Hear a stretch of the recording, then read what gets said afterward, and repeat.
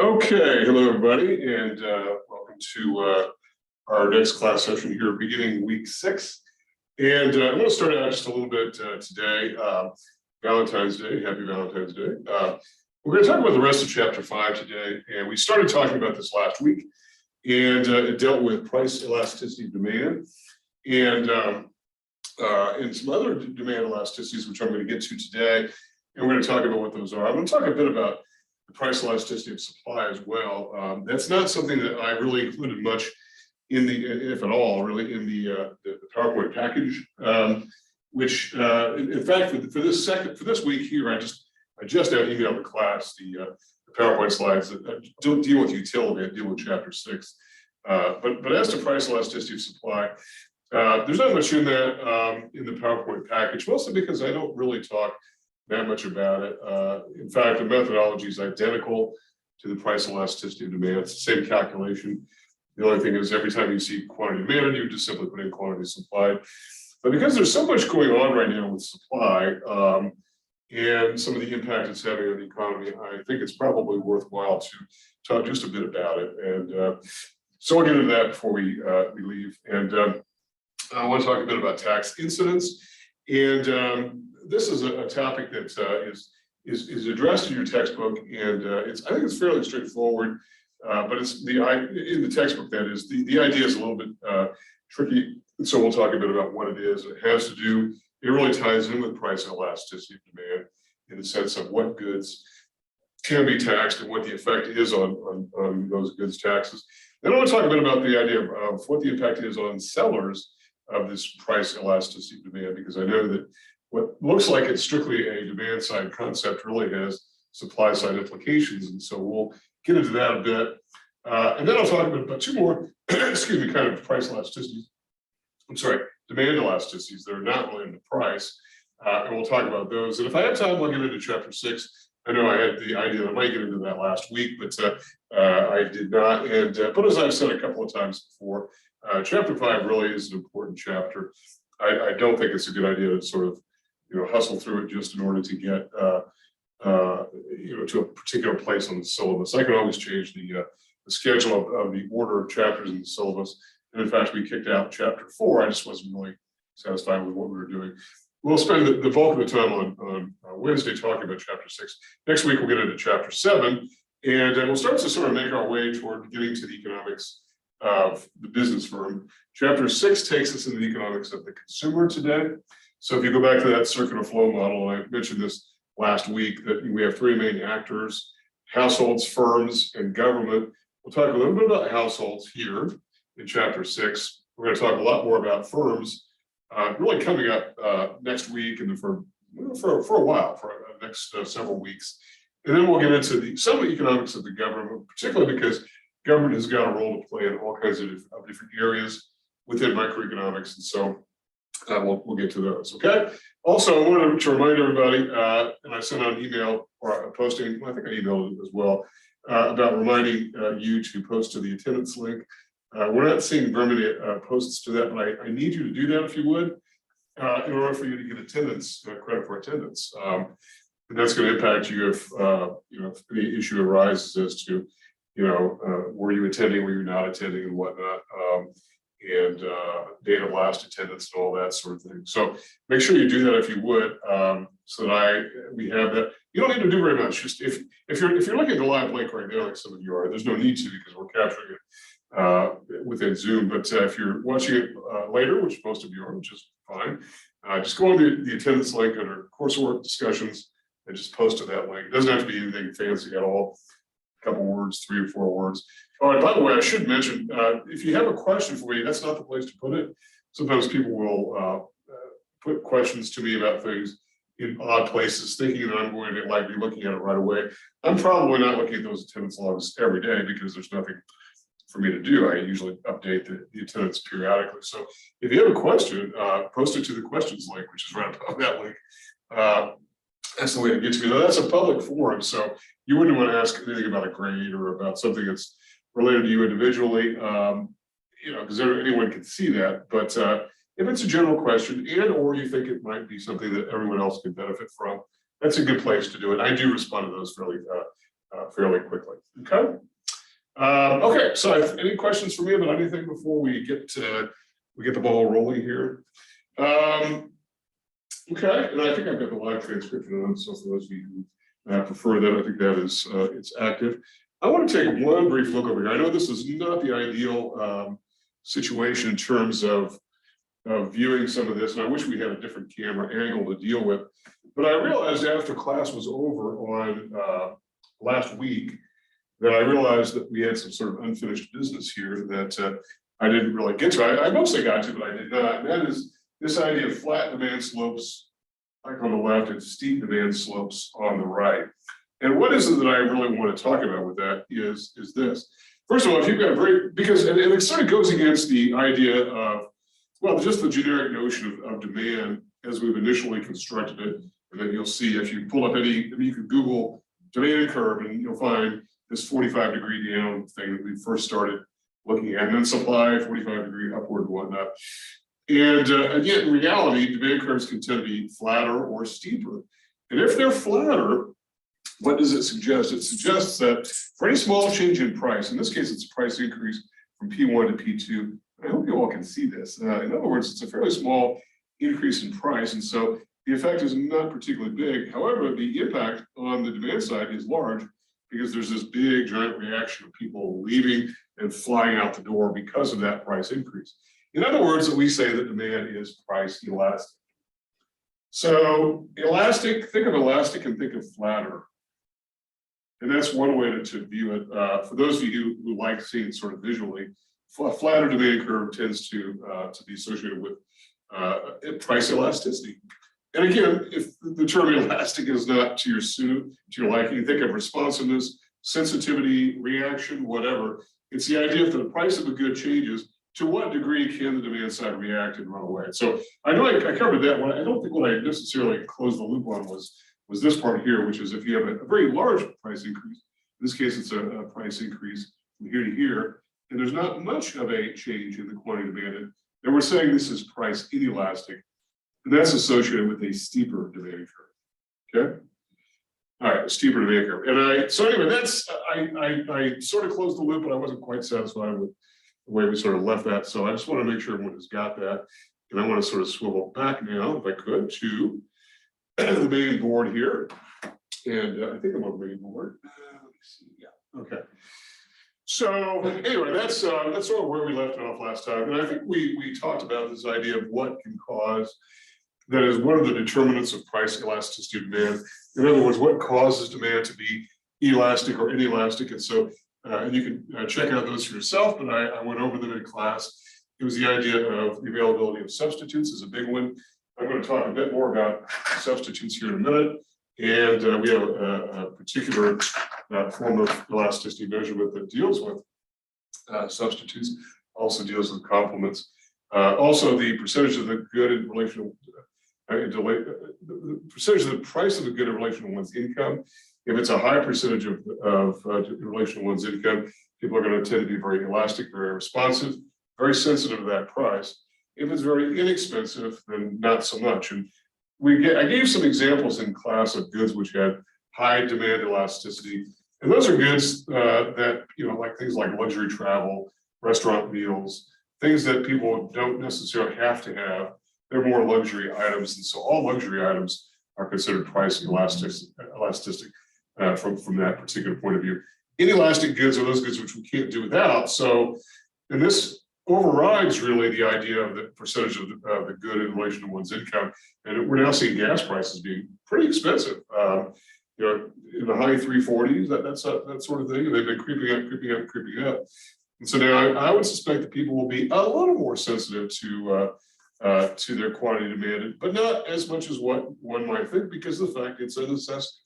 And you pretty much have got to buy it. And so as a result, you're going to pay $3.50 when you have to pay. You're going to pay $4 if it gets to that point. I don't know that it will, but it might, and it has before. And I suspect if we live long enough, we'll see it be $4 again.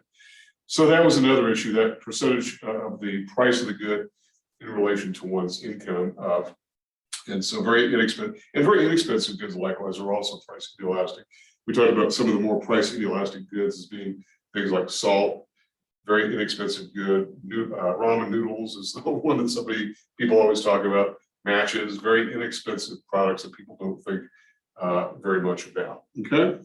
All right. So, and as to the criticality, one thing I've noticed since the pandemic began, and I do my fair share of shopping, I guess, is the price of bleach has gone up pretty significantly, just because, well, there's rising demand for it. And why is there rising demand and less price sensitivity? Is because people are now viewing that as more of a necessity than a luxury. And I don't know that it was ever truly a luxury, but now it's considered. But I don't know that it was ever considered a true necessity either. So I think a lot of people really have high demand for it. And I can recall several times having gone to Walmart and seeing no bleach on the shelves at all. Not recently, but certainly in the beginning stages of this. And the price has gone up correspondingly. So, you kind of get the idea that people are responding to what they view as being important from their own need standpoint. Okay, so let's talk about tax incidence. This ties in with price elasticity of demand.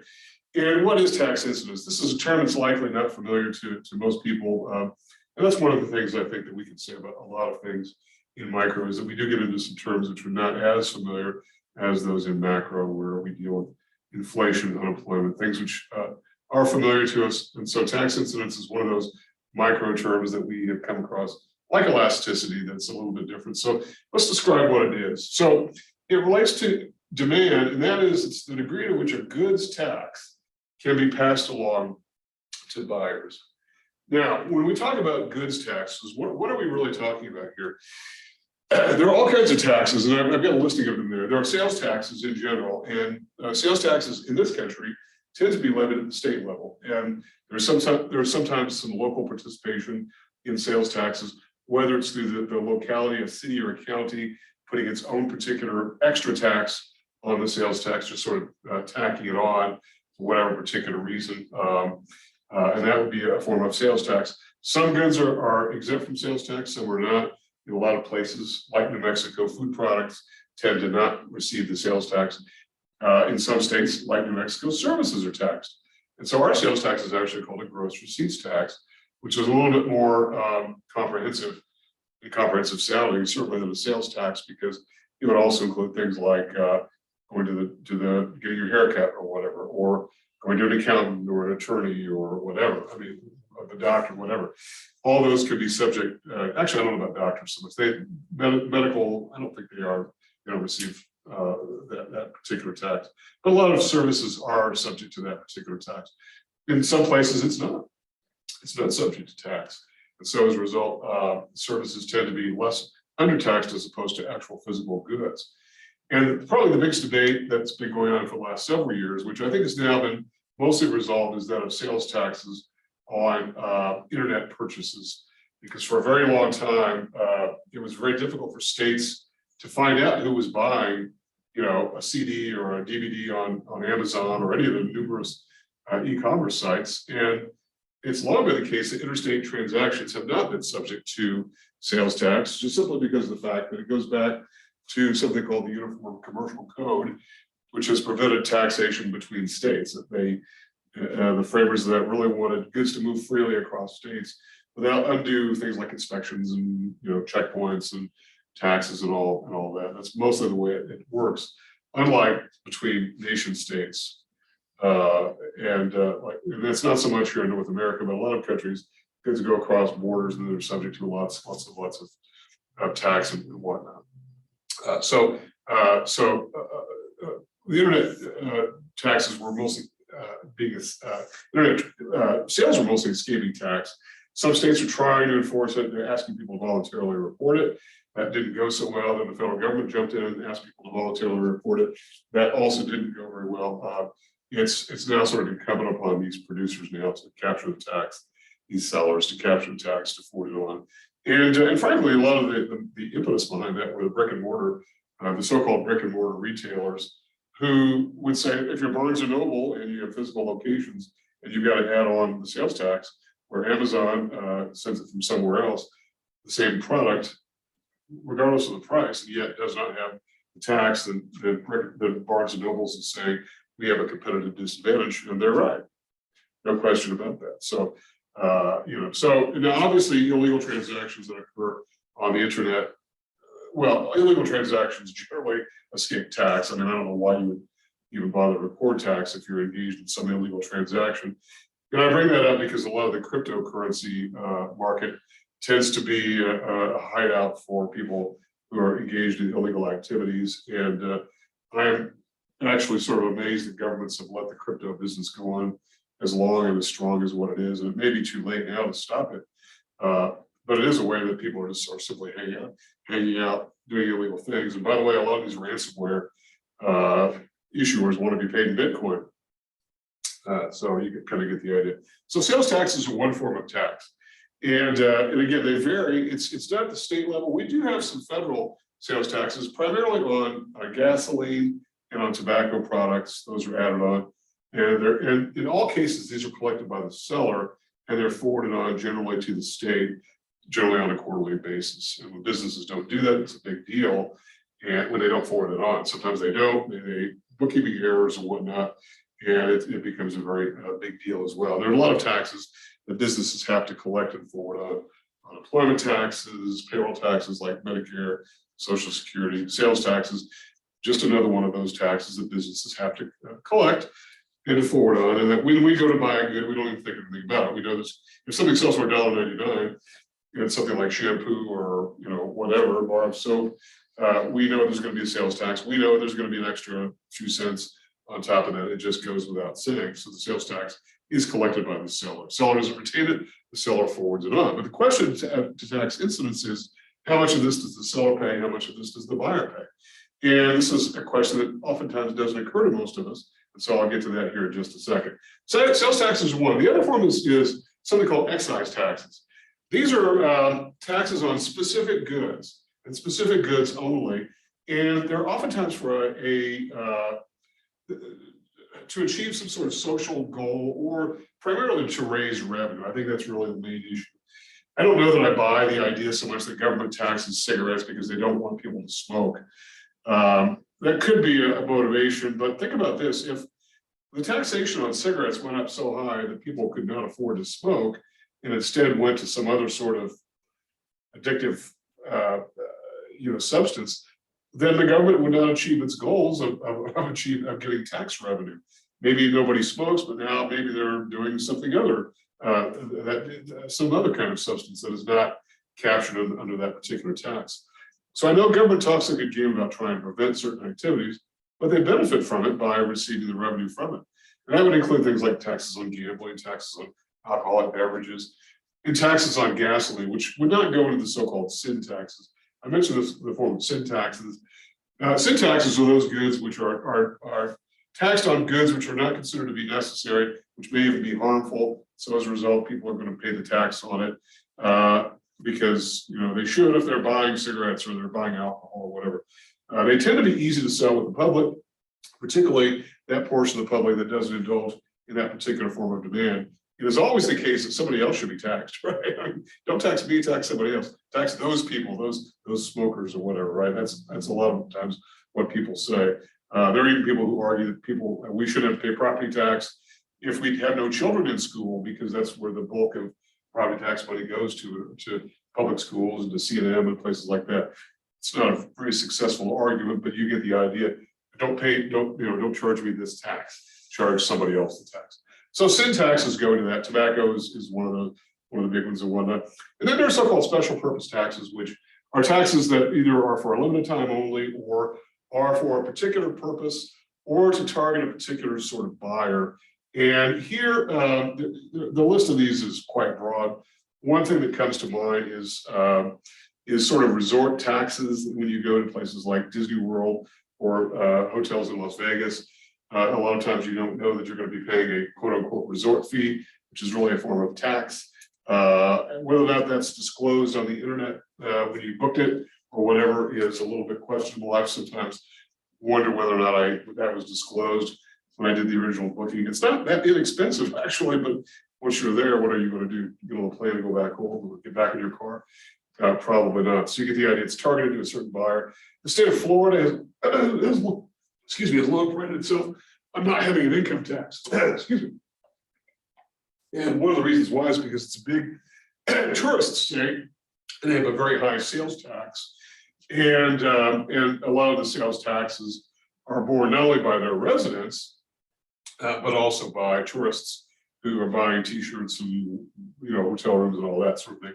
So you get the idea that sometimes these taxes are used as substitutes for income taxes. And there are a number of states in the country that do not have state income taxes.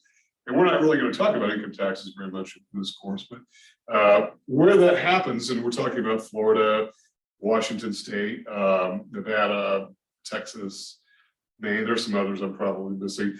They do have a very robust sales tax generally, no question about it.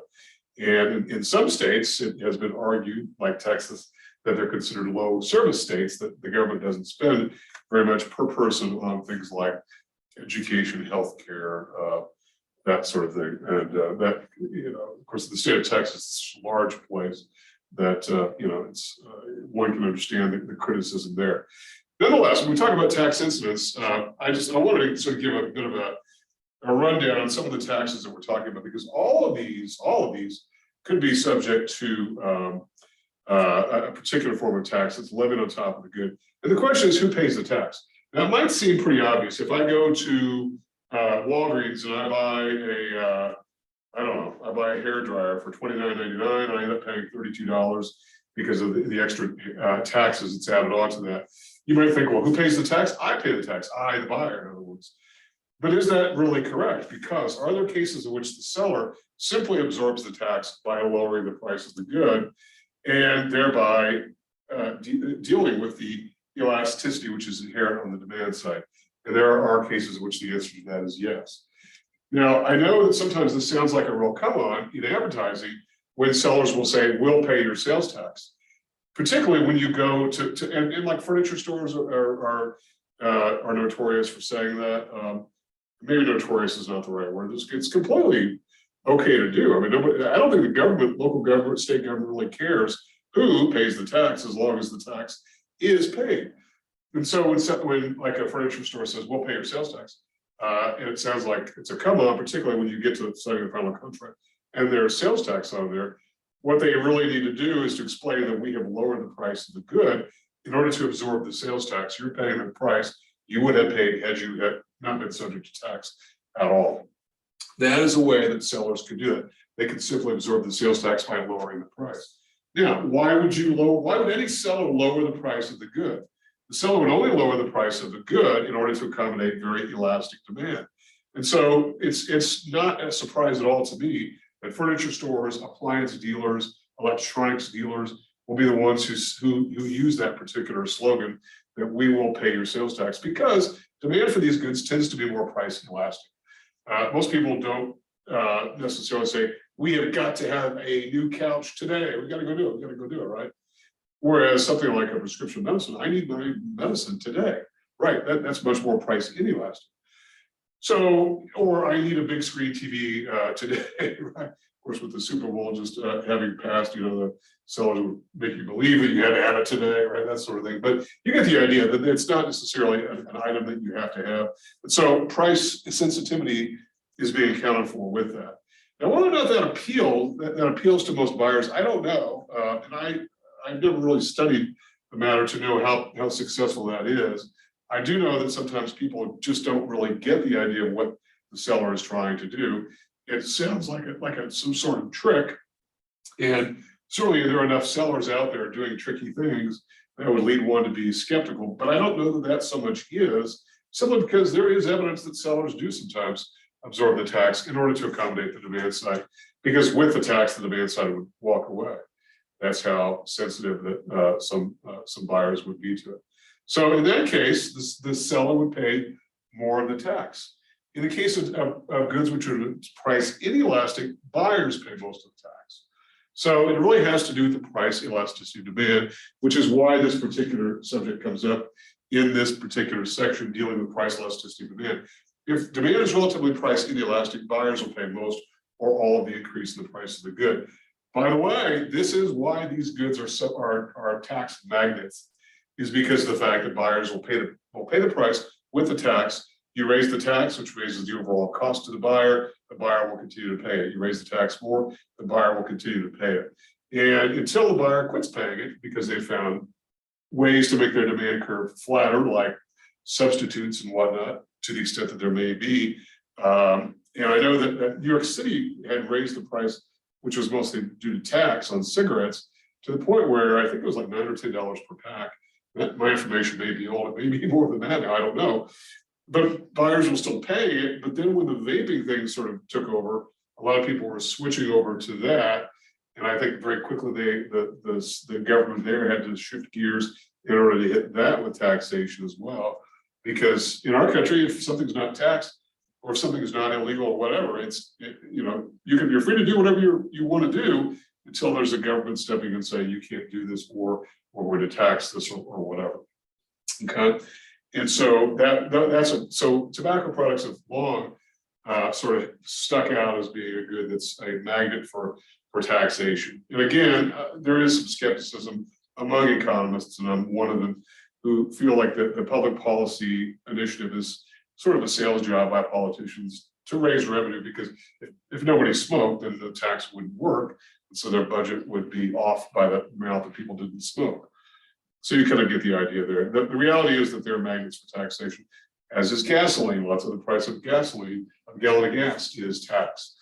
And during the early years of the pandemic, early months of the pandemic, I believe the government had attempted, I don't know if they actually pulled it off, to forestall some of the federal tax on gasoline. I don't think that ever went through, actually, but you kind of get the idea that the government's trying to stimulate demand for a lot of products, because those goods naturally attract the tax. And so buyers will pay most, if not all, of the tax when it comes to goods which are fairly price inelastic. And I think that now we're seeing legalized cannabis around the country, mostly in the Western states.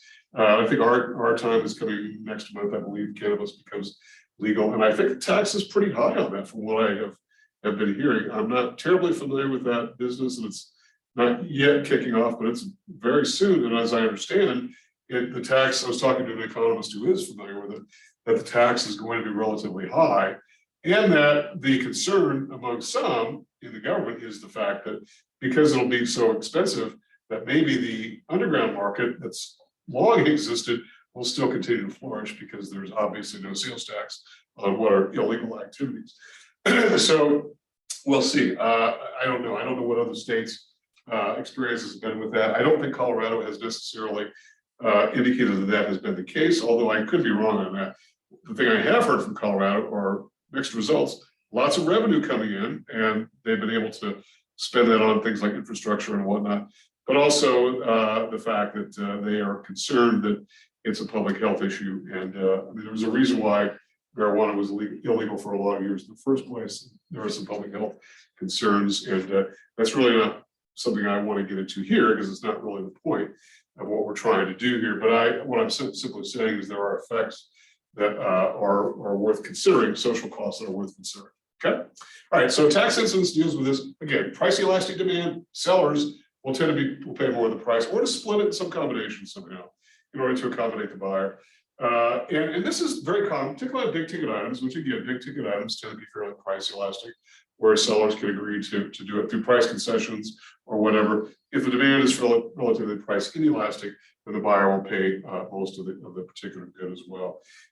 Also, I can remember one other example of price inelastic demand was, I remember when I was living in Indianapolis before they even had an NFL team. It's been a while, I realized. They built a dome stadium, but they didn't even have a football team. They eventually got one for Baltimore, but they decided that they would pay for it by charging 1 cent on restaurant meals in the downtown area near the stadium, and on hotels, 1% on hotels and restaurants, thinking that outsiders would pay the tax anyway, sort of taking a page out of Las Vegas and Florida playbooks. And then they assured everyone that that tax would go away once the stadium was paid for. And then once the stadium was paid for, guess what? The tax did not go away. And they liked that revenue too much. So, and what are you going to do if you're from out of town? You're from Jacksonville, you're playing Indianapolis, and you are traveling, you're going to pay the tax. What are you going to do? Sleep in a tent?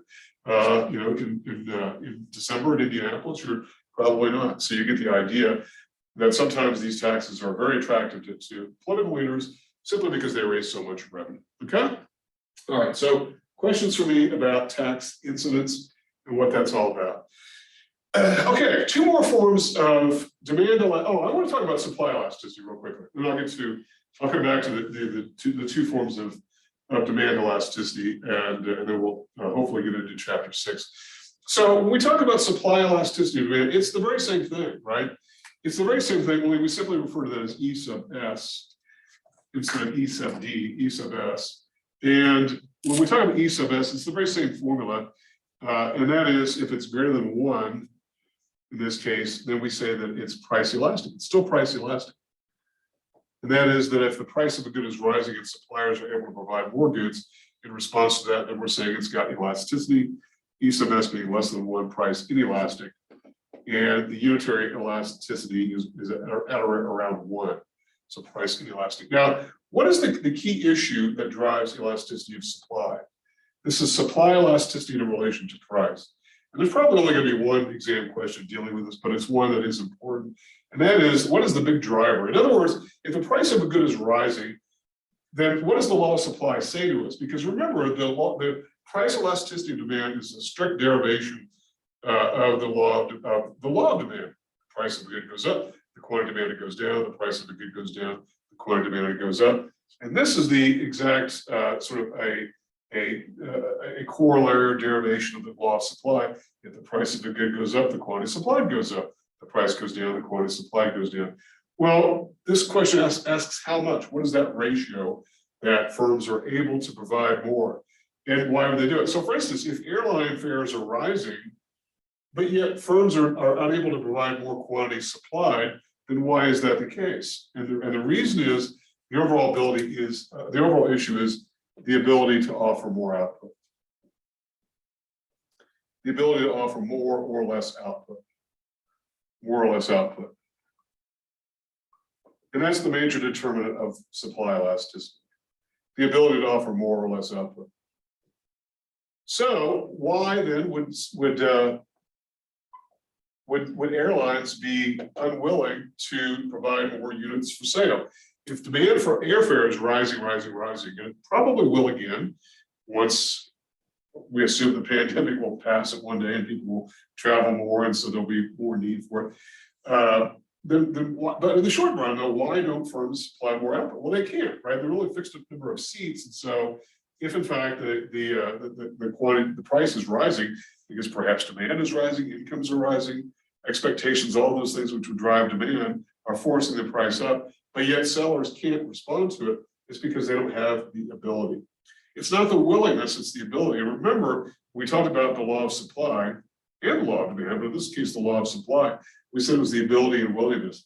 They've got the willingness, certainly, to provide more seats for availability, but maybe have constraints just simply because there are only X number of seats existing in the very short run. Maybe they can make more flights available, but then they've got constraints because of the fact that there's capacity in airports. And a few years ago, there was a case in which some airlines really would love to have expanded to certain other airports, but couldn't because they couldn't get gates available for them.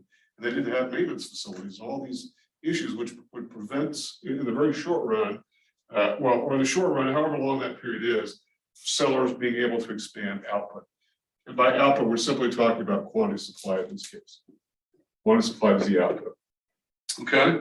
And so that's one issue there. And when the price falls, I said more or less, think about this. We talked about this idea of demand being relatively price inelastic for oil, but also supply is as well. One of the things that people don't realize about the supply of oil is that when you're pumping oil, it's not that easy to get it to shut off and to shut down. That if the price of oil is falling, then you would expect the law of supply would tell us that sellers will simply provide less output. And in time they do, but in the very short run, there are lots of questions about how quickly they can react, which makes supply relatively price inelastic. Number one, you can't usually stop. This is coming at a very high pressure underground. It's not easy to sort of just turn those things off a lot of times. It's also not easy to lay workers off and expect them to come back, right? In fact, when the oil price did fall to around $30 per barrel, and I know it went negative for like a day or two, and that's just due to the fact there was so much oil at one point in the early months of the pandemic. But how easy is it once you let workers go to bring them back? Bring them back, let them go. I mean, there are parts of this country which were sort of boom areas when the price of oil had risen prior to the pandemic, where people were living in RVs. There were tent cities that people were living in simply because of the fact there was no housing, but there was demand for workers. People went there and they sort of stayed and then left again when the demand fell. But it was a very slow process. It was a really slow process. Firms can't really turn off the supply of oil that quickly, which is why we ended up having the price so low that it actually went below zero, which meant that nobody wanted to buy oil. I think this was around April, May of 2020, where nobody wanted to buy oil. So the price and these are automated systems, and if people aren't buying, the system will just keep marking the price down to the point where it went to like $40 negative, which meant that people weren't paying others to buy oil. They weren't paying buyers to buy oil. It just meant that the system was marking it down because there was no demand, and you get the idea. It was never a truly negative. Nobody ever settled at a negative price. It was just a price that was illogical and didn't work. If anyone ever followed that. Okay, so that's an example of price inelasticity. Right now, the issue with inelasticity has to do with the ability to provide output, and that's pandemic related, it's labor force related, it's international trade related. We've got issues of being able to simply move the goods, to try to get the goods to market, because there's a big shortage of truck drivers, and there's a greater demand for them. The problem is you can't just simply walk in, if you're unemployed, and say, I want a job as a truck driver. You've got to have truck driver training. You've got to pass an exam, or exams, I think it'd be plural. You've got to have drug testing and background checks and all these things. It takes a while. If you've already got a license, that's one thing, but if you don't, it takes a little bit of time to get people up to speed in order to prepare to become truckers. And there has been a reluctance on the part of many in the labor force to come back to work because of, I think, health-related concerns and all that. It's been hard to find workers for many particular places. And I know that in California, Long Beach, California is a big importing port, big port of entry, and they're having trouble finding workers to offload the ships. And so we had a case in the news in which you had these ships that were sort of lined up like ducks in a row, trying to wait till their turn to unload their freight. That's the kind of bottleneck that's been created by the pandemic. So its ability, I think there's a willingness to provide those particular goods, but simply the inability because of that constraint. Okay. But if in fact the seller can respond quickly, then it means that they've got lots of capacity, lots of ability to respond. The ability, this is considered a great virtue on the supply side, if you can supply output very quickly in relation to price. That is, if you can raise your output up, down, in relation to the price change, if you can be flexible, then all the more power to you. This is, I suspect, one of the reasons why a lot of firms have been looking at bringing in contract workers as opposed to full-time employees, because their business is up and it's down, it's feast or famine, and it's a lot of times not that easy to let full-time workers go, particularly those who haven't, aren't being dismissed for any kind of cause. Whereas a contract employee, they know their time is going to come to an end at some point anyway. And I think it is the case where a lot of firms have been sort of skating on thin ice about the legality of that whole issue, simply because of the fact that the Labor Department has been looking at whether or not there's abuse there, because of simply trying to take people who are actual employees and simply calling them contractors, and they're not providing benefits or payroll tax withholding or anything like that. So, but that's an issue that we will probably get to in chapter 14 when we cover more of the labor piece. So, are there questions for me about anything? I know I look over here periodically to see if anyone's got their hand raised or whatever, and I don't see anything yet. And feel free to ask questions if you like. You're more than able to do that. So, what I want to do in order to finish up the elasticity piece is to talk about two other forms of demand elasticity. They're on the demand side. And by the way, and I think I mentioned this last week, that there are all kinds of elasticity measures out there. And in your book, in chapter 5, and I think it's the last section, which maybe 5.4, I think, has maybe the very last page even of that section, some other alternative kinds of elasticities. And I think it's just, and they don't go into great detail, but I think the issue there is well noted, and it's just to simply show there are lots of elasticity measures out there. There are things like wage elasticity for both the demand and the supply side. That is how quickly workers respond to wage increases and how quickly wage increases or decreases, and how quickly employers do the same. There's things like advertising elasticity. If I spend $1 on advertising, what's it going to get me in terms of demand for the product? All kinds of elasticity. So we're only getting into a few, mostly on the demand side, but the ones that I am talking about are ones that also have supply side implications, because this is very important and it's going to really matter a lot. And I'm going to cover these, and I'll talk a bit about the revenue implications. But let's talk about income elasticity first of all. Income elasticity is oftentimes denoted by capital E and it's sub Y. And it's basically this. It's the generic formula, percentage change in the quantity demanded of some good in relation to the percentage change in income, which we're simply going to call Y for income. So Y in this case equals income. And the reason for that is simply because of the fact that pretty much everywhere in economics, we like the term Y. Income is considered to be, or Y is considered to be a dependent variable mathematically, meaning what? Meaning that it doesn't do anything, it just simply is. It's created as a function of something else, like hours worked or whatever. So Y is our variable there, and I can't recall what your text used, whether your text used Y or I, or sometimes DI for disposable income to be more exact. And I guess we could probably sort of modify this by calling this disposable income, which for those of you who've had macro before, you might remember is simply after-tax income. That's all disposable income is.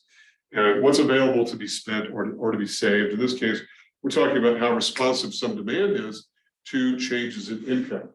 We know, and by the way, I know that this sounds like, well, I misspelled Steve over here, didn't I? Just now realize that. I guess my E looks like a P. So what can we say about this? I don't want to confuse this with one of the determinants of demand elasticity, which is income, where the price of the good is in relation to one's income. That has to do with the quantity demanded in relation to the price. And if the price in relation to this is simply the quantity demanded in relation to one's overall income and those goods which are responsive to income in general. And because of the fact that we're talking about here, the demand that could either be for goods which are considered luxuries or necessities. And also the thing that we're looking at here is a different sort of ratio. We're still going to end up with some kind of ratio, whatever that case might be. But here, we're not taking the absolute value of this particular expression. We are, in fact, interested in the value in relation to zero. So if we were to sort of derive this a little bit further here, and to take the very simple measure that it's the same Q2 minus Q1 over the initial Q1. And again, there is a midpoint formula that we went through. This is the very same numerator that we talked about with price elasticity demand. But here it's new income minus old income over old income. And we're going to end up with some sort of ratio. So elasticity, again, is a ratio. And I think it's important for me to reiterate that, because I know that sometimes there's some confusion about what elasticity is. Sometimes people will represent it as percentages. Like, for instance, if you get a percentage that is like 0.85, or a value, I should say a ratio of 0.85, you're tempted to say, oh, this is 85%, right? And in reality, we're saying, no, that's not the case. Don't think of it in those terms. Because it's not a percent of what would it be a percent of? It's not a percent of anything. It's simply a relationship of one thing to the other. Whereas 85% is, 85% of something. And there's nothing that's really there. Now you can use that ratio of 0.85 in subsequent formulas if you want to determine how much the quantity demanded will respond to changes in income or whatnot. But it's not really as a percentage. It's also not a dollar figure.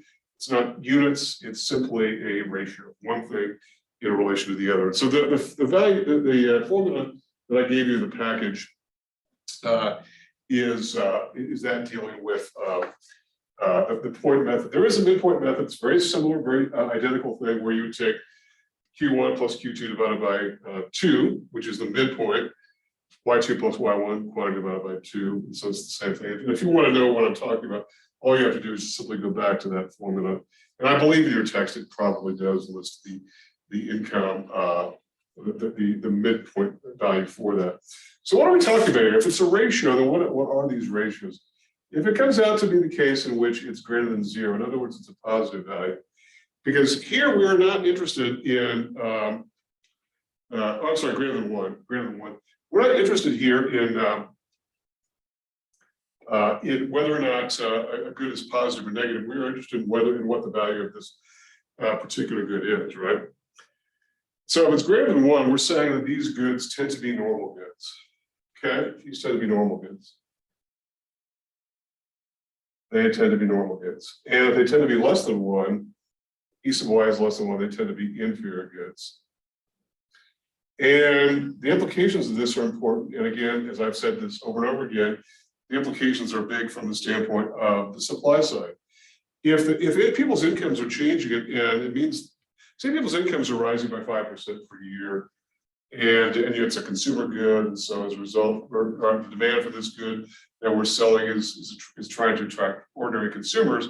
And if people's incomes are rising and demand for our product is rising by 10%, the quantity demand of that is, then it must be that the good is a normal good that is responding positively to that. It's a greater than proportionate change in the quantity demanded as a result of that change in income. So it must be a normal good then, right? And even if you were at 1, it would still be considered a normal good. It would still be considered normal. It would just be proportionally responsive. And by the way, the odds you're going to land right on 1 or less than 1 are probably a little bit different. Now, what about inferior goods, and what are we really talking about here? When we talk about inferior goods, we're talking about those goods which react in opposite ways of income. And so what are we really getting at here with regard to this? And in fact, it's actually less than 0 is what we're really getting at here. We're talking about negative. I know I got a mistake here somewhere. We're talking about inferior goods that actually are negative values. And we're talking about inferior goods. If the incomes go up and people are buying less of that particular good, then it must mean that we're talking about an inferior good. And what good are we talking about? And again, I know that this idea of inferior good is maybe not the nicest sounding term for goods that maybe some of us actually like, but it nonetheless is the term that's used. The key thing to know, though, from a standpoint of income elasticity, is the fact that it responds negatively to changes in income. So, and a lot of times these are goods which are always substitutes for normal goods.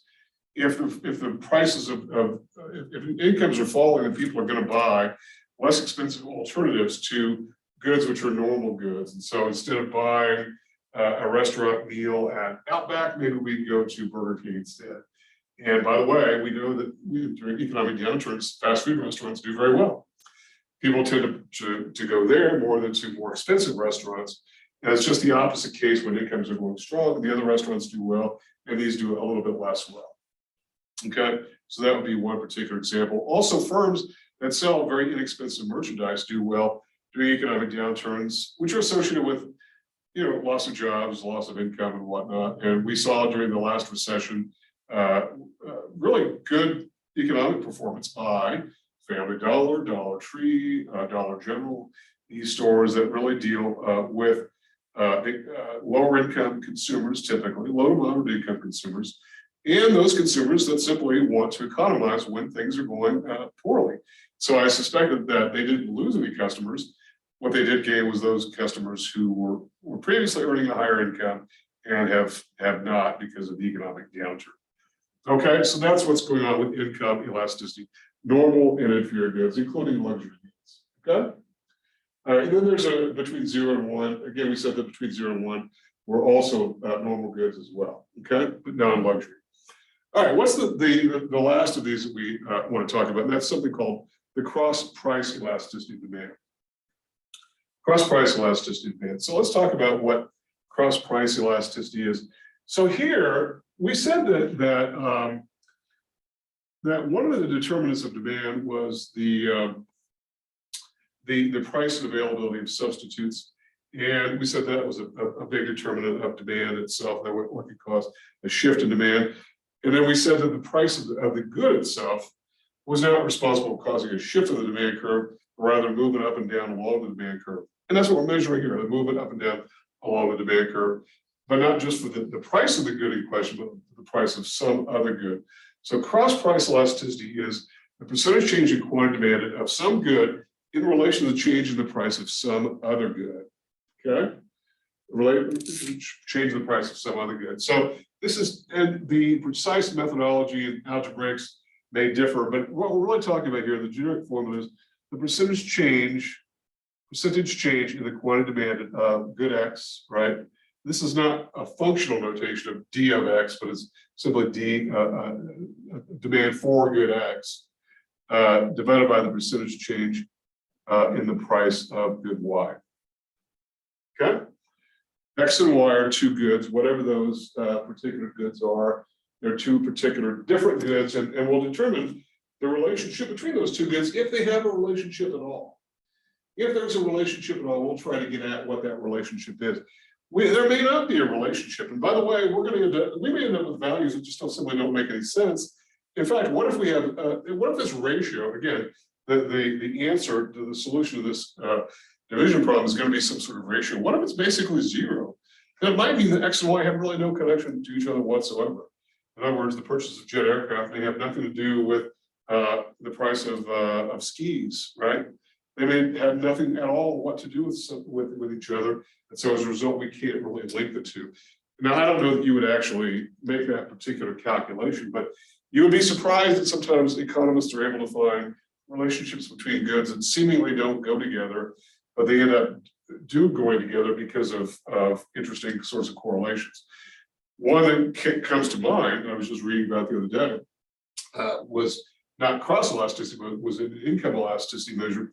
That was things like cosmetic do very well during economic downturns, and things like lipstick and other sorts of products tend to do very well. And that sounds like that would not be the case. It sounds like it would be a luxury good. It would be something that would be very income elastic, that would be very responsive to that. But in fact, it's just the opposite. People tend to buy more of those because they are considered to be substitutes for other goods. I would not have guessed that. I definitely would not have guessed that.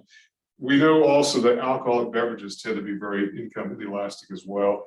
During economic downturns, and I think I've mentioned this before, alcohol consumption goes up. In economic expansions, alcohol consumption tends to go down. One can only think that maybe it has to do with the stresses that people are incurring during economic downturns. And so oftentimes alcohol being used as a stress reliever, that's an explanation that I think probably makes a lot of sense. Okay. All right, so what are we really talking about here when we talk about this formula? And simply all we're saying is it's the same formula as before. I don't want to spend lots of time just going over that. We could do the point method, and we could do the income, the midpoint formula. By the way, the point method is in your PowerPoint slides. It's the same methodology. It's just change the variables around for. I mean, in fact, the quantity demand hasn't changed in any of these. It's the same.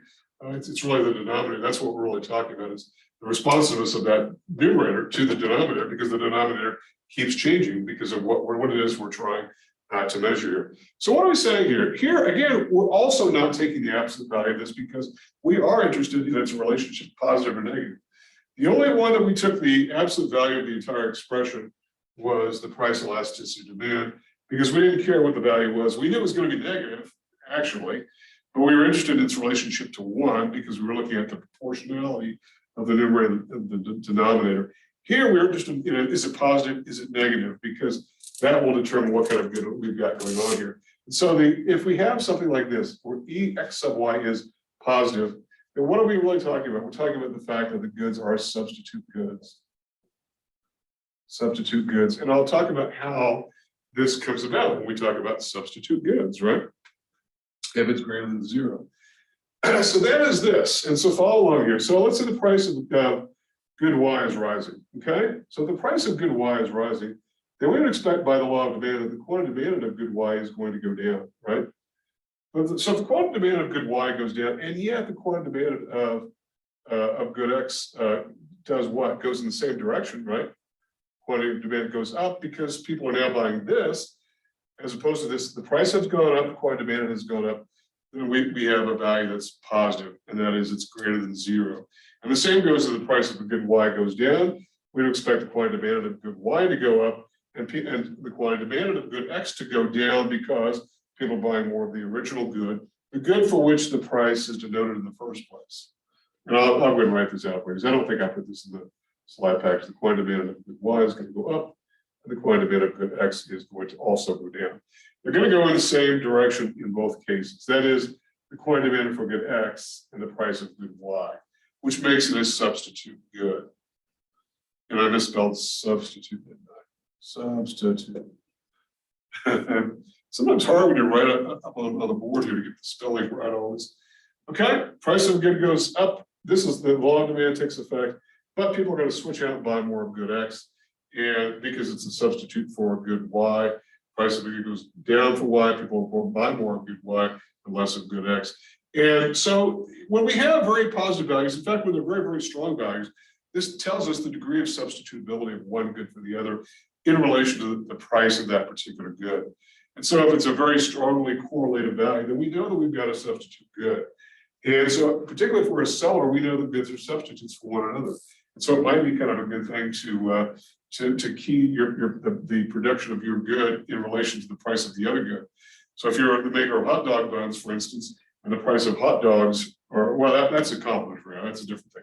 If you're making a mustard and whatnot, the price of hot dogs is rising, then well, that's also a complementary good. What I'm talking about substitutes, I'm talking about goods which are substitutes. Price of hamburgers is rising. Then maybe you want to provide more hot dogs because people are going to buy fewer hamburgers. Price of hamburgers goes up, people buy fewer hamburgers, you're going to want to supply more hot dogs as a result of that because it's a substitute good. And people take advantage of these particular kinds of things all of the time. I think the Uber business got going primarily, Uber and Lyft and all these in urban areas initially where taxi fare was going up and up and up, just ridiculously high prices for taxi fare. And so as a result, people were paying something like $75, $80 to go to the airport from hotels in New York and Los Angeles. That's a pretty high amount for a car ride. It just really is. If somebody could do it for $10, $15, well, that's a real bargain. And so as a result, that's considered to be a strong substitute for that. By the way, who hates the Uber business more than taxi drivers? I mean, in fact, to the point where taxi drivers in New York City were absolutely up in arms and just livid about that and about the whole business of taking their business away from them. And the fact that they had to pay for their license in the first place, sometimes up to hundreds of thousands of dollars for a single taxi license. Unbelievable. And probably the taxi business, it may be on its last legs.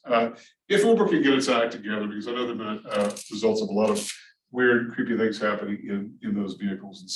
And that is a fact by their own admission, by these companies' own admission. So, okay. All right. So that's the case of substitute goods. What about the cross value where it's now less than zero? In this case, what are we really talking about? We're talking about goods which are complements. And here, since I was so keen to talk about hot dogs and hot dog buns, this is where this would sort of fit in here. And so what are we really talking about here? If it's less than zero, if it's a negative value, in other words, the goods are complementary, and they're going to go in the same direction as the price of the particular good. So if the price of good Y is going up, we would expect the quantity demanded for good Y to go down. But if the quantity demanded of good X also goes down as a result, then we know those goods go together. So if the price of hot dogs is rising and some people buy fewer hot dogs and they're also going to buy less hot dog buns, those goods must be complementary goods because they go together. And if the price of hot dogs is falling, which means the quantity demanded of hot dogs will be going up, then it must mean that the quantity demanded of hot dog buns must also be going up. Okay, quantity demanded of hot dog buns. Okay, so that's an example of complementary goods, that the goods go in the same direction. Complementary goods. Okay, if the price of a good goes up, they go the other direction because they follow the law of demand, and the good that goes along with this, it's this responding to this, because if you're going to buy more hot dogs, you're going to buy more hot dog buns, and or less, depending on what direction the price is moving that original good, the original good being good Y. Okay. All right. So questions about any of that with regard to elasticity and whatnot. Okay, well, if you do, feel free to sing it out if you're watching on the recorded link. If you have questions, you know how to get a hold of me. Just let me know, and I'm more than glad to be responsive. And so I want to do one more thing here with regard to elasticity before we move on to chapter 6, dealing with utility. And today, because we're only going to have just a few minutes, maybe 5 or 10 minutes to talk about utility, I'll only give you a bit of a brief introduction, and then we'll spend all the time that we have on Wednesday dealing with that particular chapter. But I want to come back to a theme that I've talked about again and again, and it's important. And it answers the question of, okay, well, who cares, right? Particularly as to price elasticity of demand, particularly if I'm on the demand side only and I have nothing to do with supplying goods. Why do I care? Well, maybe you work for a firm that supplies goods, and then they do have an interest in determining the price elasticity of demand for its particular products. I gave an example of, which was not a physical product, but was a service, but nonetheless has a price. I gave an example last time, the case in which we raised the price dramatically and the demand side completely stayed away. It's telling us that the demand side was a lot more price elastic than what we had imagined. And we know that it was really one guy that was the decision maker, and he very quickly learned his lesson not to be that aggressive. And I think he had some prior conceptions of what the demand side was about, that his perceptions got burst very quickly.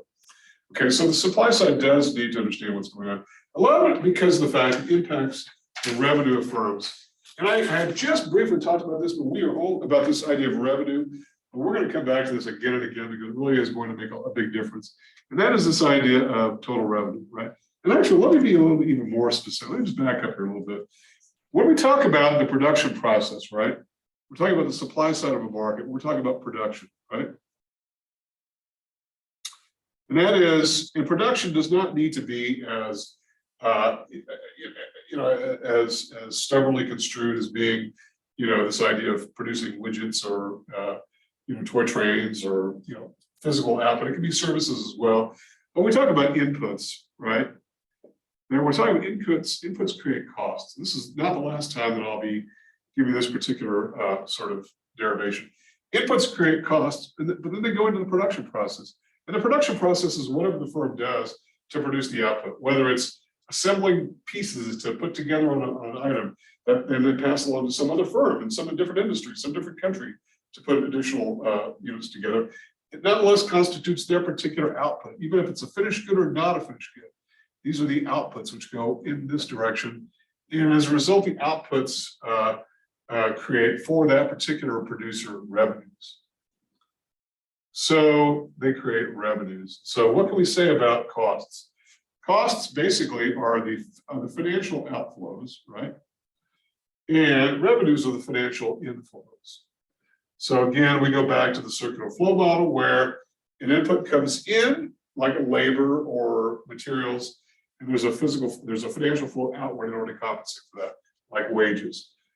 Then we sell the good, the firm sells the good to some other buyer. And in the circular flow model, we have them selling to other consumers, to households. It could be other firms as well. A lot of the transactions which are done are business to business.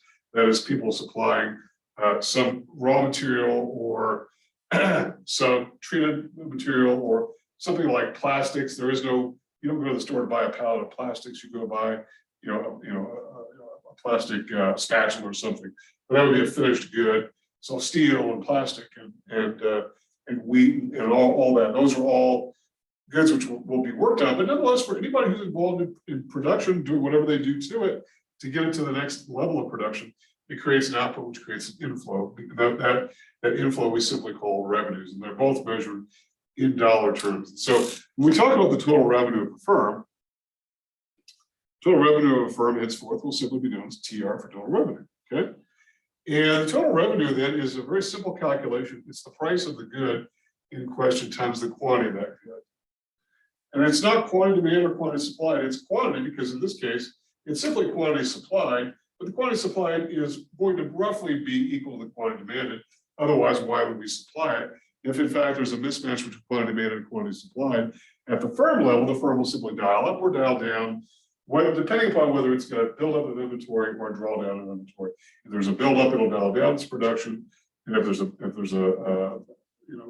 drawdown and goods are flying off, they'll dial up the production. So price times quantity And again, you're going to end up here, like so much in economics, you have a dollar figure multiplied by a number. And so every time you have a dollar figure multiplied or divided by a number, you're going to end up with a dollar figure. So total revenue is always expressed in dollar terms. Always, always, always. Okay. All right. So to go back to price elasticity of demand here, which I hope I've made the case that it's probably the most prominent of the demand elasticities. I can't imagine any that is more important really to both the demand side and the supply side. But let's think about this, and let's think about cases in which we have different degrees of the price elasticity of demand. And let's say that in this case, we've got E sub D, which in this case is going to be greater than 1, okay? E sub D, which is going to be greater than 1. In other words, price elastic. So therefore, what happens? Well, if the price of a good goes up, then the total revenue will tend to go down. And here is why that is the case. First of all, it's remember the law of demand. If the price of the good goes up, the quantity demand of that good will tend to go down.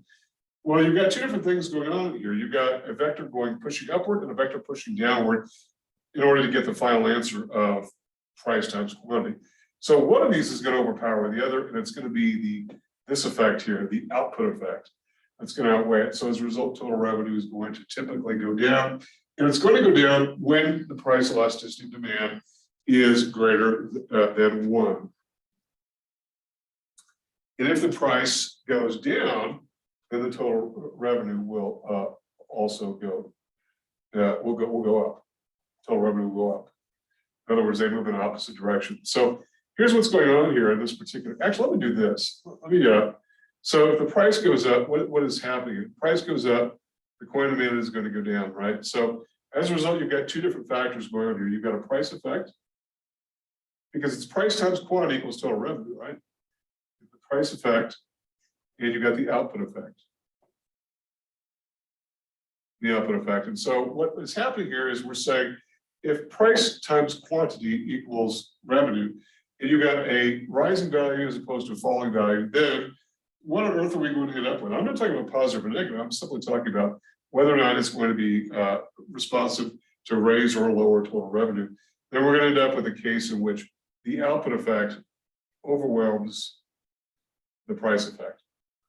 So in other words, it's a arm wrestling. Price going one way, output going the other way. So it overwhelms the price effect. The output effect overwhelms the price effect. So as a result, price and total revenue goes down. But if the price goes down, total revenue will tend to go up.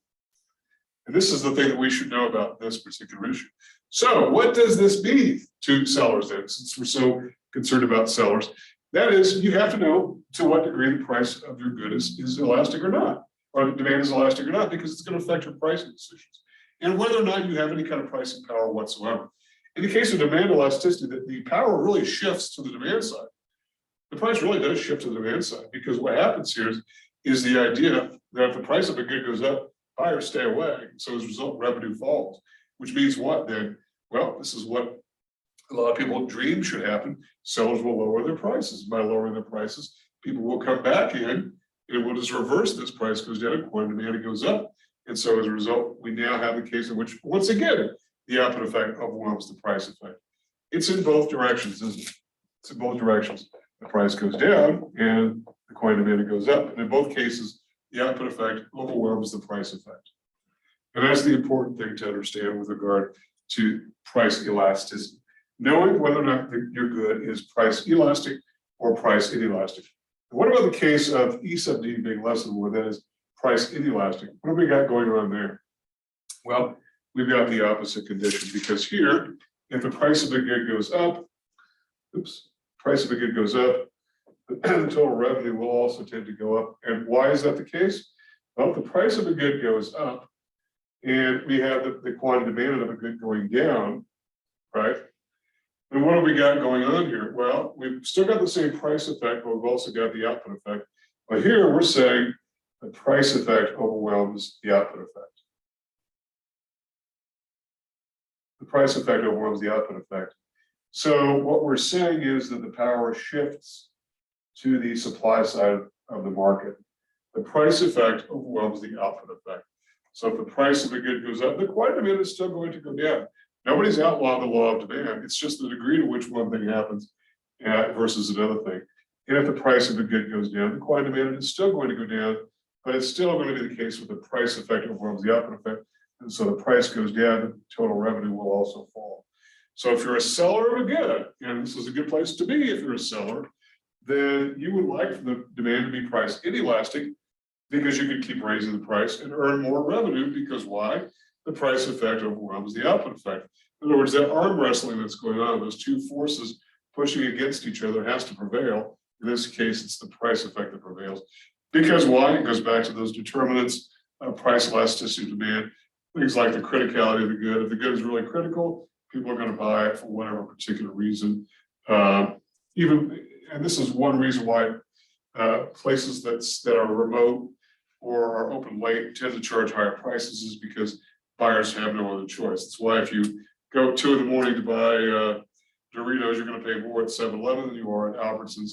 Albertsons is closed, 7-Eleven is open, or maybe open, that sort of thing. So you get the idea. So as a result, depends upon how quickly and how badly you want the particular good. So it's a total revenue issue. That's really the important thing to talk about. Okay. And I'll leave that up there for a bit for those of you watching live. Last thing I want to talk about is just an introduction to chapter 6, and that's utility. All right. So I've sort of introduced this a bit at the beginning by saying that we are going to talk a bit about these actors. We've talked a little bit about the demand side here already with the 3 demand elasticities: price elasticity of demand, income elasticity, and cross price elasticity. Now we want to talk a bit about why buyers do what they do, and furthermore, how can we actually construct a demand curve based on all these various factors. And the key factor is that, and it applies to all demand side buyers everywhere, and that's something called utility. So it's utility. So if we go to the actor groups here, we're going to make the case that all the economic actors have different motivations, okay? Different motivations. So, and I guess I just lied. I said I wasn't going to erase it. I guess I will erase it. One thing that is the case in economics is we say economic actors engage in maximizing behavior, okay? Okay, so economic actors seek to maximize certain things, right?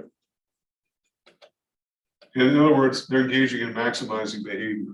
So the first group that we've talked about is households, okay?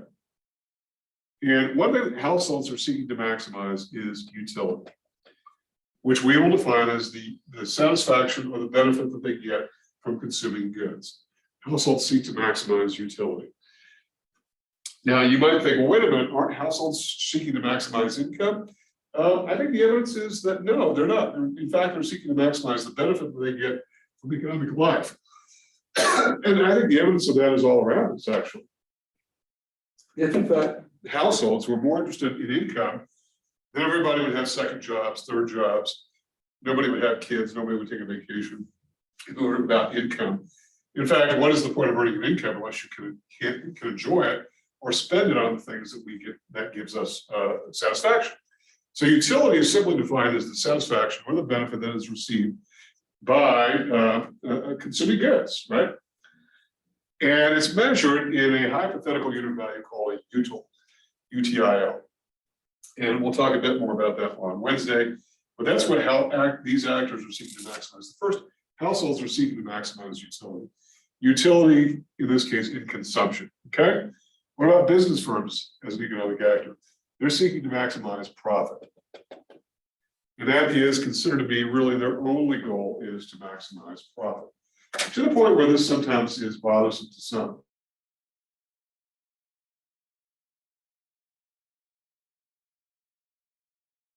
And sometimes when firms say, hey, I've got a responsibility to shareholders, I've got a responsibility to employees, it's not my problem if the price of the good has gone up. This is what, because I've got a greater responsibility to the owners of the company and whatnot. And sometimes that doesn't sound right to the public. And oftentimes it sounds like profiteering, which is simply a derivation of the term profit. And it's not a positive connotation at all. But nonetheless, firms exist to maximize profit. We're going to make the case that that is their number one goal, is to maximize profit. If you take a finance course, you might have sort of a dual goal that they might talk about the fact it's to maximize profit, which is considered a very short run thing, and to maximize the value of the firm, which is more of a long run thing. That's more of a financial piece that we're not really going to cover here. And the third one is government. What are governments seeking to maximize? They're seeking to maximize social welfare. And we will talk about how we measure social welfare that is the most public, the most benefit going to the most people, particularly those who need it the most. And welfare here is really a term that is very old in economics, and it does not extend necessarily to what we would consider welfare programs, but rather is a very old term that refers to people's the ability of people to be better off or less well off, as opposed from something. In this case, we're talking about from government services. Can government make people's lives better? In other words, that's really what we're talking about, is the welfare. Welfare economics is an entire area of economics that deals with that. So we'll be covering all these a bit later, firms a bit later, government a bit later, but we're going to focus on utility. So that's where we're going to leave it for now, and we'll pick it up on Wednesday. If you have any questions for me in the meantime, feel free to get with me, but we'll come back, we'll talk about utility, how we measure it, and why it's important. So I will see you all next time.